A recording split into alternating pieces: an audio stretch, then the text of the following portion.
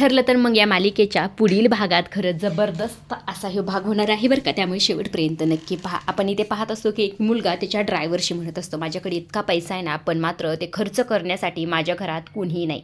हे सगळं काही इकडनं प्रियाने ऐकलेलं असतं. आता इथे प्रियाने ऐकल्याबरोबर प्रिया स्वतःच्या मनाशी म्हणत, खरंच एवढा पैसा असेल याच्याकडे तर याची न मोजता येणारी संपत्ती वायाला जायला नको, असं म्हणून स्वतःचं मंगळसूत्र अक्षरशः तिने बाहेर काढून ठेवलेलं असतं आणि याला आता प्रेमाच्या जाळ्यात अडकवणार असते. आता हे दोघे खरं तर एक कॅफेमध्ये भेटण्यासाठी गेलेले असतात. तेव्हा खरं तर तो म्हणत असतो, म्हणजे तुमच्या घरात तू एकटीच कमवणारी आहेस, असं इथे म्हटल्याबरोबर प्रिया खरं तर म्हणत असे, नाही तसे माझे आई बाबा आहेत, पण मात्र माझ्या आईला कॅन्सर आहे आणि हा धक्का माझ्या बाबांना सहन झाला नाही, त्यामुळे खरं तर गेल्या वर्षीच त्यांना पॅरालिसिसचा अटॅक आला, असं इथे हे सगळं काही प्रिया रडत बिडत सांगत असते. आणि अक्षरशः त्या मुलाचा हात धरलेला असतो आणि त्याला प्रेमाने बोलत असते आणि त्याला प्रेमाच्या जाळ्यात इथे अडकवणार असते पैशासाठी. सगळं काही इकडनं सायली आणि अर्जुनने मोबाईलमध्ये सर्व काही रेकॉर्ड केलेलं असतं. तेव्हा इथे अर्जुन म्हणतो असं, जेवढं खोटं बोलायचं आहे ना तू बोलून घे. आता प्रिया तू आमच्या जाळ्यात अडकली आहेस, आता तुला कुणीही सोडू शकणार नाही, असं इथे सायली आणि अर्जुन बोलत असतात.